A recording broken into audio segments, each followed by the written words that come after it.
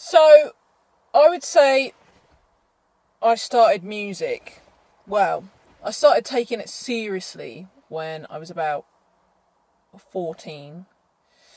I basically fell into it. It happened at school. So I had really no friends. I was a bit of a loner. Went through the Catholic school system, so there wasn't much in terms of extracurricular activities anyway. So I remember walking around one lunchtime, snuck into the music room. There was a drum kit covered up. I uncovered it. It was just like underneath a dust sheet, and then found like a mismatched pair of drumsticks and just started tapping away. And I basically did that every lunchtime and got better until I got caught by the music teacher. But instead of her giving me like a proper, telling off, she actually said, you're sounding quite good, so you can come and keep doing this. So I did, and then after a while she was like, perhaps you should think about having sort of formal lessons. So I found my drum tutor and started having lessons with him. So at 14, when I decided, I want to take up drums and I was getting lessons and whatnot, I thought, I should probably invest in a drum kit. But at the time, at 14, I think, but actually I was probably verging on 15 or had just turned 15. I thought I really needed a drum kit, but obviously I was too young to sort of get a job, really, other than like a paper round, which is just like crap. Because you never really make anything. So I decided to walk around the local Bury St Edmunds market and ask people if they had jobs, because I know that basically they just hire underage kids, basically, to work. So, it was a Wednesday and they were packing down, and I went past a fruit and veg. They were like, no, we don't need anyone, because they had some young boys working on there. But I did actually manage to find this lady who was, had like a knicker stall. And I said, do you need someone on after school or before school? And she said, actually, yeah, come on Saturday, and I'll give you a trial. So I turned up, and we had to basically unload this massive white Sprinter van and set it up. And it was quite a hard labour for a kid anyway. You had some quite heavy weights to carry, and you had to erect this metal structure and whatnot. And then once it was set up, we started to put the clothes on and stuff. But what I didn't realise was that actually she was selling oversized knickers. So knickers for the obese. And I just mean, really, they could have been parachutes. Like, they were that big. Like, I mean, they actually came in sizes like OSX, and I don't even know what that stands for. But, like, screw, small, medium, large, it was OS. That was like, I don't know. Maybe it standard for obesity small, and then it went up from there. Like, I'm not sure. But this lady used to leave me on the stall, some on the Saturdays, and I used to have to actually sell these knickers on my own to these large people, without a calculator. And I was really crap at maths. So I had to sell these pants and do all that. And actually that's how I saved up for my first kit, was selling oversized knickers to rather large people. And then I bought a CB drums. That's what I ended up buying. And all the way through college, where I studied music performance, was the only girl on my course. I had a bit of a rough time, really. Just no one really wanted to work with me and be in a band, because you had to form bands. So it was a bit crap, really. But did that for 2 years, and then thought I should probably leave my hometown of Bury St Edmunds, where I'd sort of been, up until then, just doing sort of the pub circuit, playing with like middle-aged men, and getting lifts and whatnot, because I still couldn't drive. And back then, pubs you could smoke in and stuff, so it was great to come home and smell of like, you know, fags and whatnot, and just not being able to breathe. So then I decided, right, I should probably go to uni. So I went to ACM, which is the Academy of Contemporary Music, where I studied a degree in, well, essentially drumming. I think I was really sold by the fact that they had sparkly loo seats.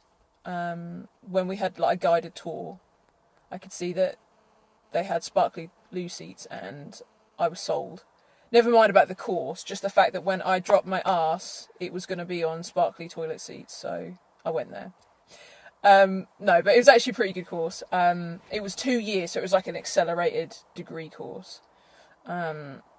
Instead of staying there until you're like into your like, you know, mid-20s, I was out by the age of 20.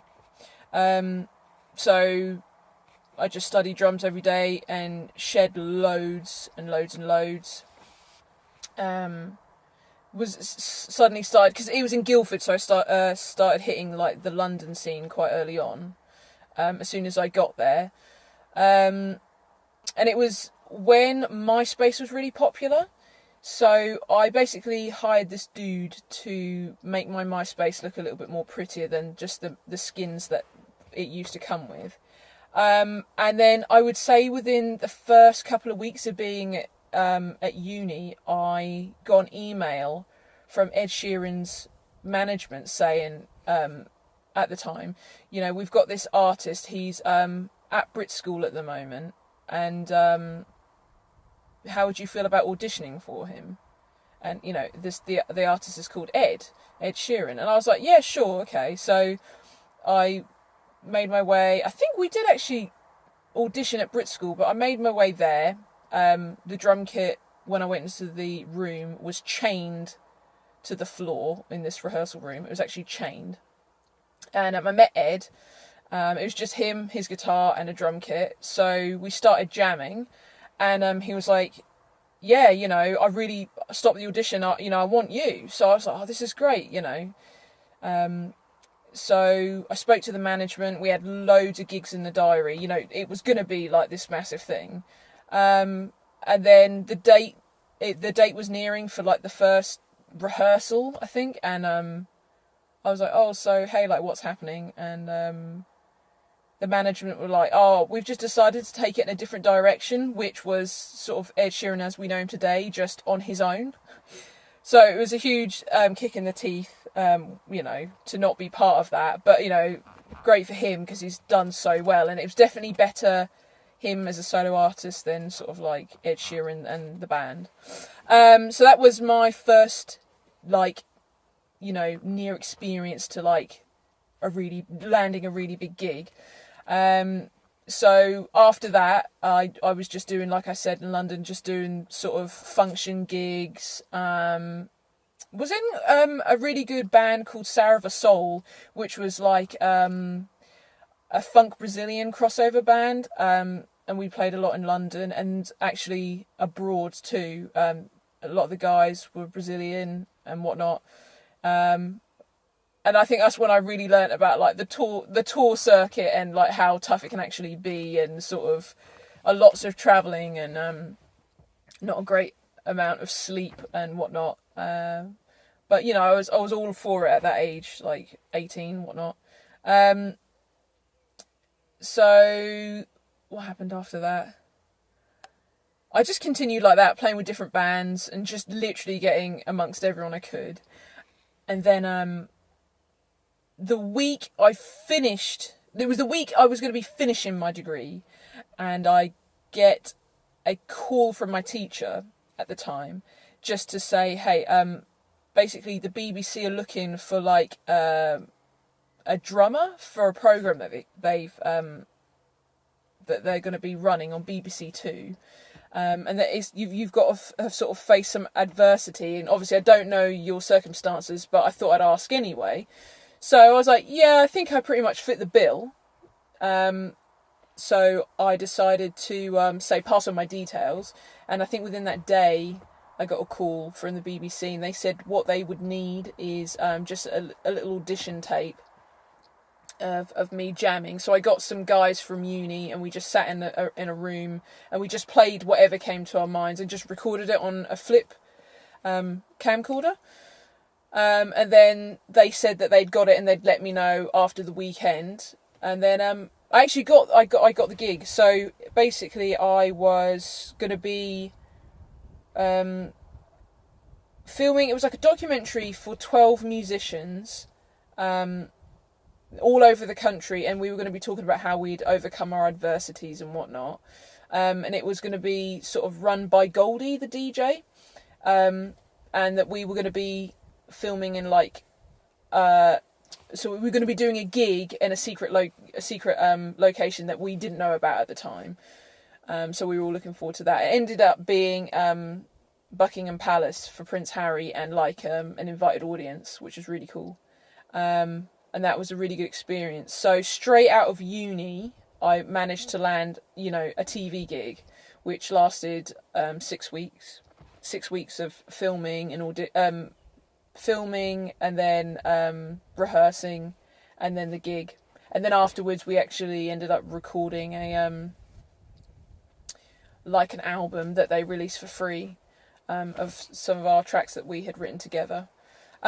So yeah, from that, I thought, to be fair, after that my career was going to really take off, because for some of the other people, their careers had, like Kwabena, the singer that you might have seen on like some of Disclosure's music, he's singing like top line stuff. He, it sort of really happened for him, and then I was like, yeah, it's going to happen for me. Turns out I have to go back to my hometown, Bury St Edmunds, 20 years old, stacking shelves in Asda. Nothing glamorous. But, of course, 1 million viewers had watched this programme.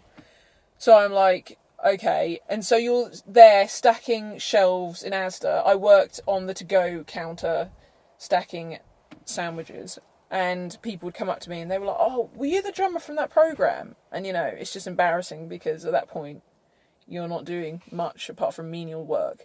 So that was a bit of a kick in the teeth again. And I was like, I don't know what to do. Also was on the dole at the time. Signed on for a little bit. And then sort of decided, okay, well, what does Bury St Edmunds actually have to offer me? Since I'm in essentially God's waiting room. I mean, the population is quite old, so... And I was like, well, it does have a lot of fields and a lot of space. So I decided to find myself somewhere to practice. So there was a barn that I rented. So I threw my drums in there, and I just shed loads even more. And just thought, you know what, maybe London and the scene will let me know when it's ready to have me. So I did that. I really essentially took myself out of the scene, I would say, for about, 5 years. All I did was just shed all day, and, go through drum books and I started teaching drums, and still kept the crappy jobs too. I had to get some money in.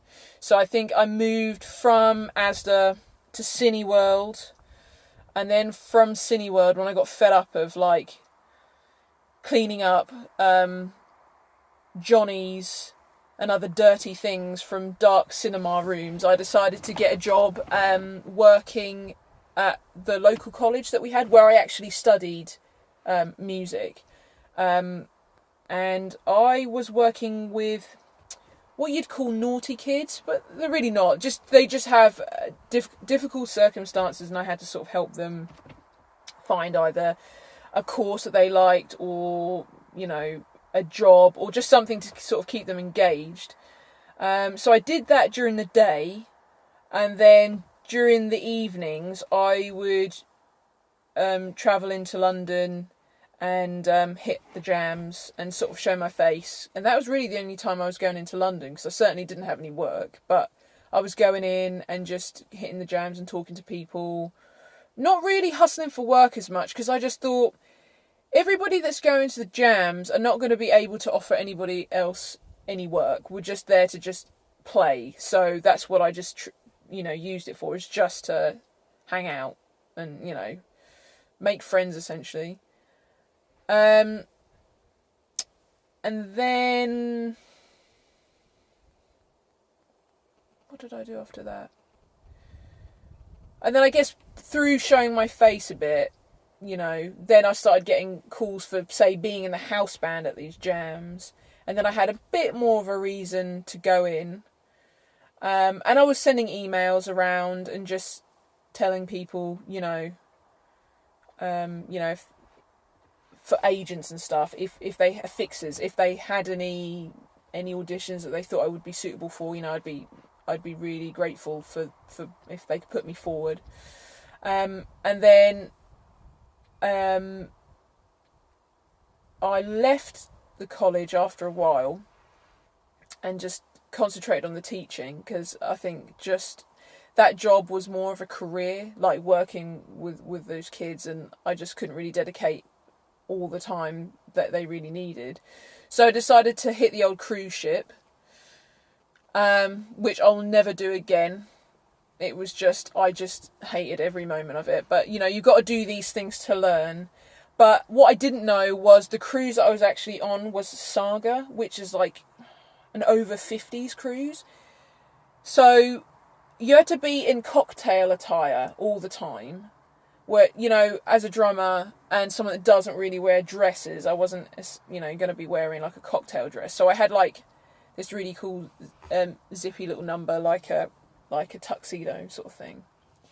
And you had to be in it all the time. It was like cocktail attire all the time.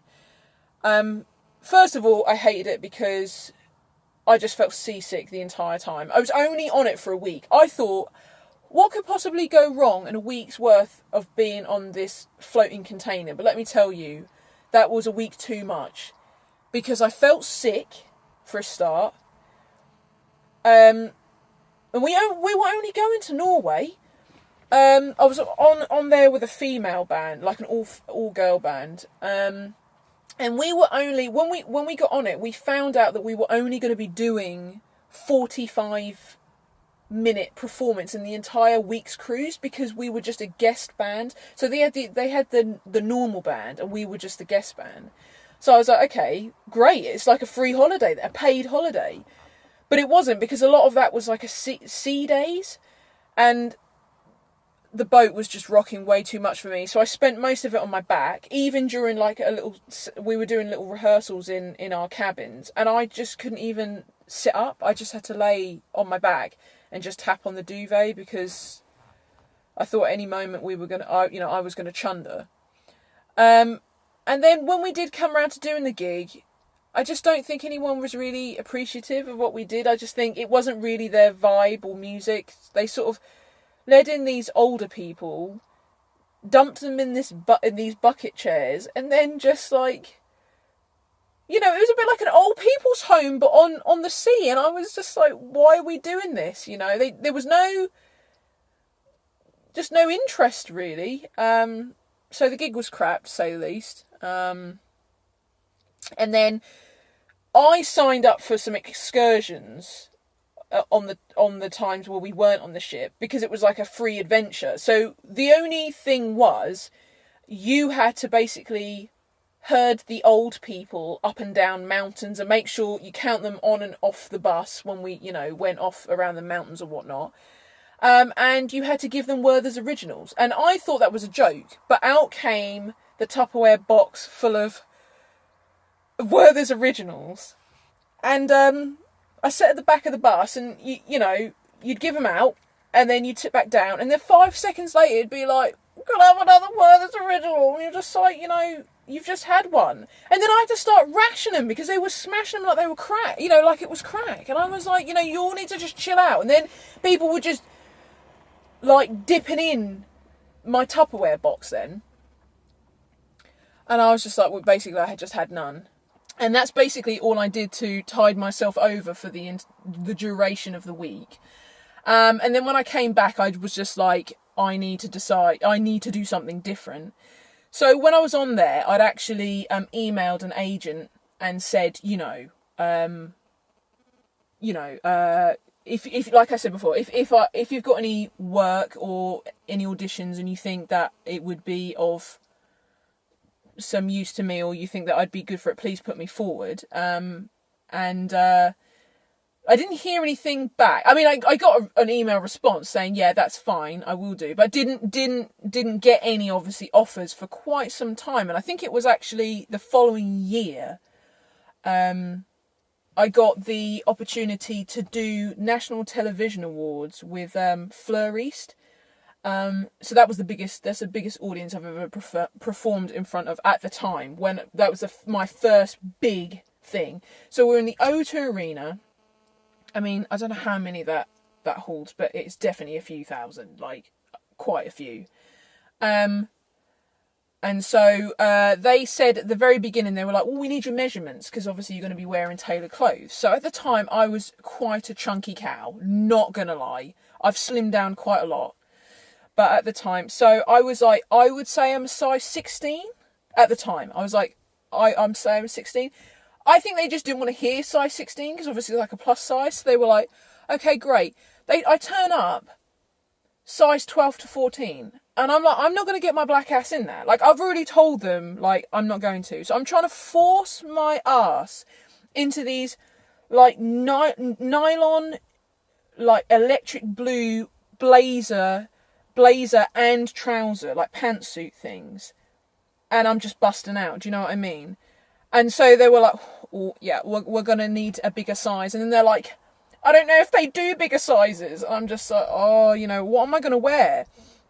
And we were originally going to just be wearing bras. And I was like, well, that ain't going to happen. Do you know what I mean? Just like a bra and like an open top. And I was like, this is just really bad. But aside from the wardrobe failure, I did get clothes that fit me in the end.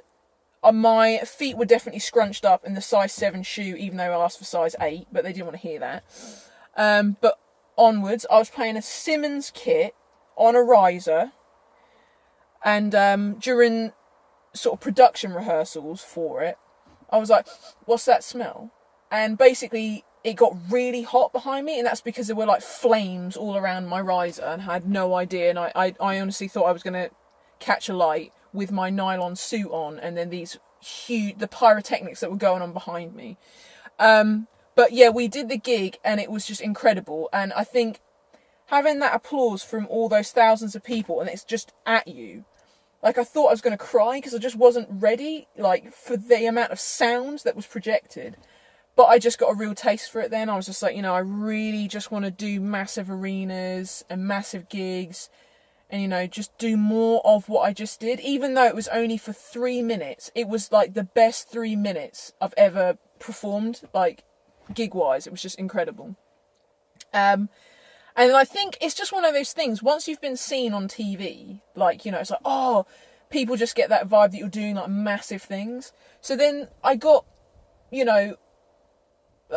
recognised a bit more amongst musicians and stuff, even though it was only a 3-minute thing, And then in my email, I would say a few months later, in the heading of an email, in the subject line, it just said PSB audition. And I'm like, PSB? Like, what is that? And it was the Pet Shop Boys. And I was like, at the time, the only Pet Shop Boys tune I'd heard was actually West End Girls. And I was like, oh, wow, okay, like, this is amazing. So, I thought, yeah, let's go for it. Let's go for this audition. At the time, I was like, I really wanted it to happen. I really wanted to do well. But at the same time, I'd had many auditions where I'd sort of just, like, failed. Oh, what I perceived as failed, a lot of no's. There'd been a lot of closed doors. And I was just kind of like, I think I just need to change my attitude and outlook. I just need to stop being so doing everything by the book and being what I think people want to see and just being more me. And I was like, I'm going to go and do my best and do my homework, but I'm going to go in and show a bit more of my personality. And so I did that. I mean, I'm not going to lie, that audition was brutal. I mean, I was up against some of the best musicians I have, you know, heard of. When I could see on the email, I was like, okay, I'm kind of scared, you know. And it wasn't just drummers, it was keys players too. And I was like, wow, okay. So I did the audition. The boys are great. The whole team were great, even in auditions. And I was like, you know, I really want to be part of this. And then I thought I'd got it, because I got an email that night that said, yeah, you know, you were successful, but we're going to have recalls. And I was like, so I had to go through a whole week of, you know, like practicing in my flat, where I'd stripped my Roland kit apart to make this like Frankenstein kit that they had asked us to play on. I then would have to be doing it for a whole nother week, and I was doing BVs, and I'd not sort of done BVs before, so it was quite a scary thing. But so I think it got to about midway through the second week of practicing before the audition. So it was through halfway through that final week, and then the manager said, "Can I give you a call?" And I was like, "Yeah." And at the time, I was eating rotisserie chicken in my car, in a Tesco's car park, before playing cricket. So I'm like there, wiping my greasy barbecue fingers on my whites, because the phone's now ringing. And I like pick up the phone, and I'm like, hey, you know, how you doing? And I was bracing myself for the, you know, another disappointment, you're not needed. But actually, he said, the boys don't want to do another recall, they just want to offer you the position. Well, I just didn't know what to do. I tried to be cool, and I was just like, oh, that's amazing! That's amazing! That's amazing! And then, you know, he said he'd be in touch and let me know what I needed to do. And then as soon as he hung up, I just cried. I was like, woo, you know. And I was like, okay. And then from there, I think that's when life really changed, because being on tour with the Pet Shop Boys it has been the best thing ever.